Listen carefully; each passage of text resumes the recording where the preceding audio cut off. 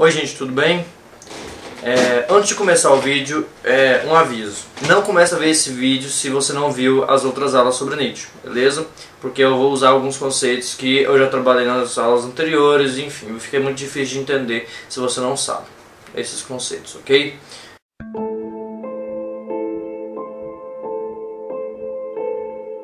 Gente, hoje eu vou trabalhar com duas categorias principais que vão nortear o nosso pensamento, né?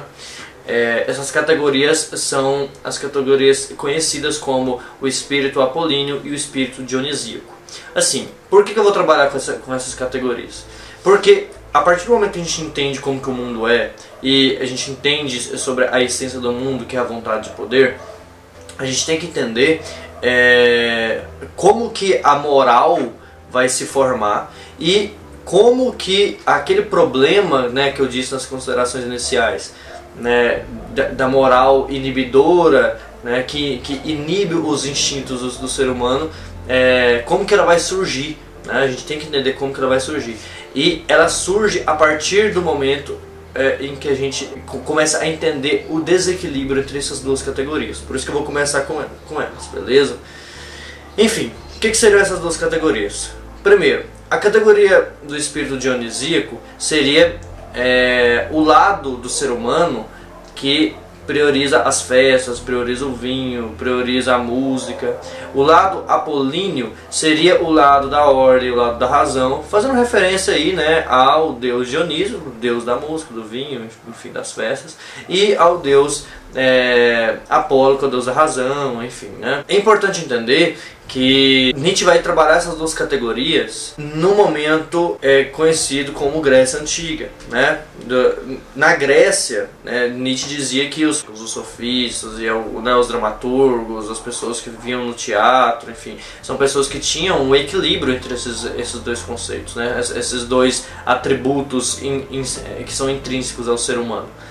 Agora, a partir do momento em que um camarada chamado Sócrates vai começar a teorizar sobre o campo das ideias e sobre como que a gente deveria viver, é que o negócio que vai desandar, né? Antes as pessoas tinham um equilíbrio com relação a esses dois lados. Sócrates, por ver que não conseguia, né, por ser um fraco, por ver que na verdade não conseguiria exercer sua vontade de poder por si mesmo, ele teve a brilhante ideia de criar um mundo novo, né? Assim, o mundo conhecido também como mundo inteligível. Ah, Gabriel, mas quem criou o mundo inteligível foi Platão.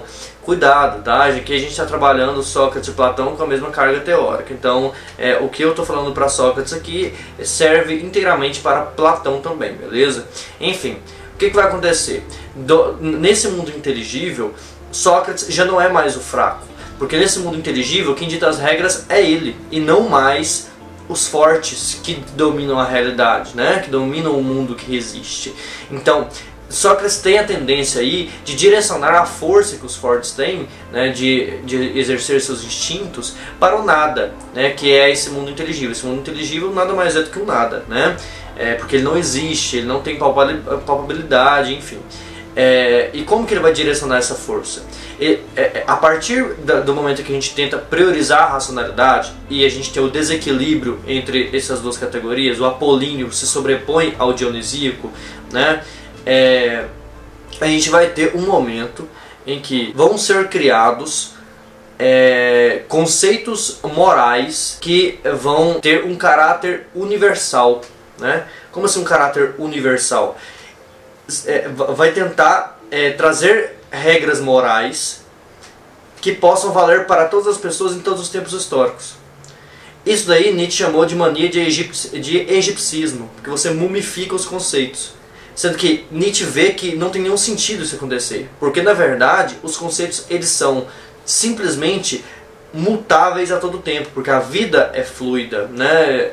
A gente não tem uma concretude, não tem verdades absolutas. Para Nietzsche a gente só tem interpretações e a vida ela só segue e a gente não deve ficar preso a conceitos universais, a conceitos padronizantes, a conceitos uniformizantes. né? Então, a partir desse momento, Sócrates vai criar essa mania de egipcismo, né? Vai criar essa conceituação moral que vai valer para todo mundo o tempo todo, em todos os tempos históricos.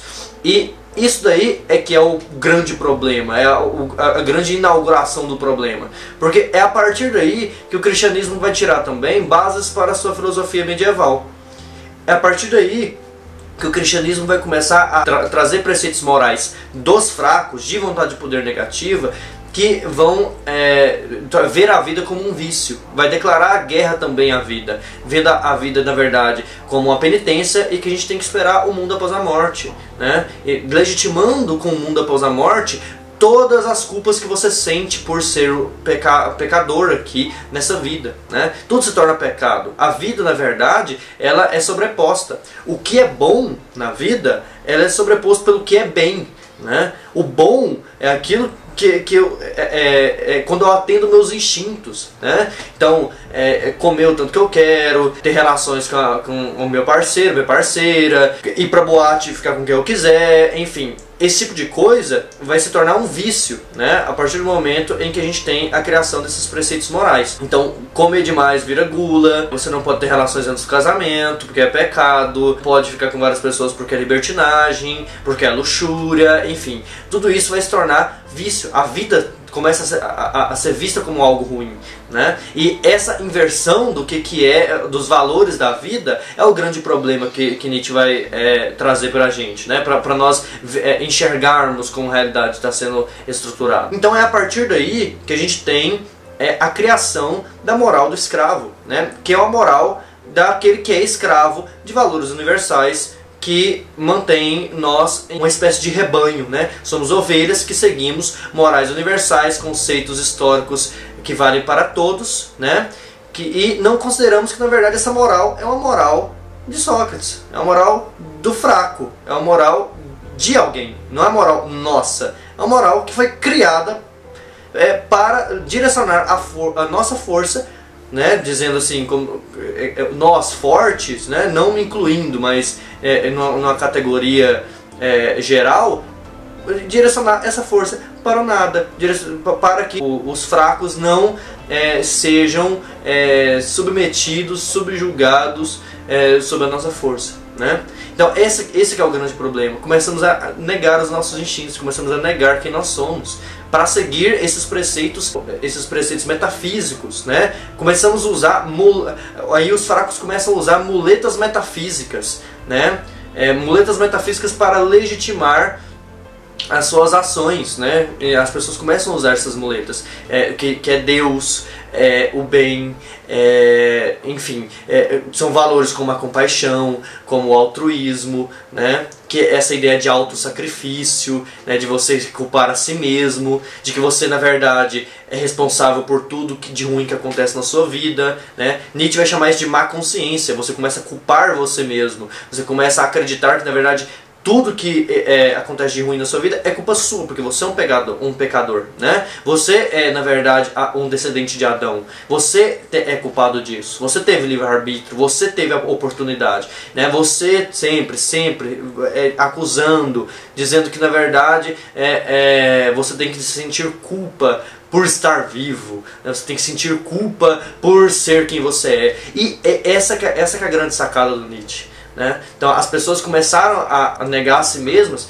para seguir esses preceitos morais transcendentais, né? Que na verdade só inibem a nossa força, inibem quem nós somos, na verdade. Enfim, por outro lado, Nietzsche também cria a categoria em contraponto à moral do escravo, a moral do senhor. O que seria a moral do senhor? Então, a moral que afirma os valores da vida. Mas são valores universais? Não, são valores individuais, são valores criados pelo Senhor, porque o escravo, ele é escravo de conceitos universais. O Senhor, ele é criador de valores, e não o criador dos valores que escravizam o escravo. Na verdade, ele é criador de valores para exercer a sua vontade de potência no mundo, por si mesmo, não querendo ser reativo com os outros, né? O reativo é que tenta criar uma moral do escravo para escravizar ele e a todos os outros, e conseguir nivelar todo mundo. Não existe fortes e fracos, né? Somos todos iguais. Então essas consciências de igualdade. Nietzsche critica o ideário socialista, critica o ideário cristão justamente por causa dessa ideia, né? De que somos todos iguais. Nietzsche fala que claramente existem fortes e fracos, e que esses fracos criaram esse tipo de moral, esse tipo de conceitos para conseguir direcionar o assunto para outra esfera, que eles não possam ser considerados os fracos, né? Esse que é o grande problema do mundo.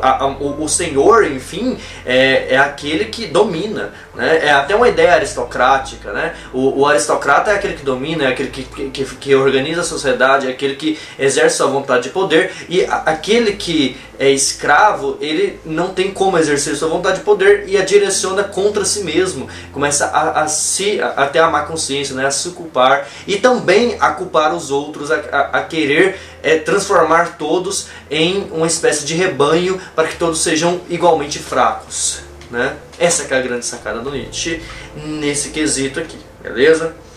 Enfim, gente, hoje eu acredito que eu consegui falar e transmitir a ideia que eu queria transmitir, beleza? Nos próximos vídeos eu vou tratar um pouco mais sobre essa questão da moral. No próximo vídeo eu vou falar sobre niilismo e possivelmente no outro eu vou conseguir já falar sobre a famosa frase Deus está morto, porque dessa grande frase que todos têm uma curiosidade de saber por que ele disse isso, com qual sentido que ele disse, e que foi erroneamente colocada dentro daquele filme famoso, né, Deus não está morto.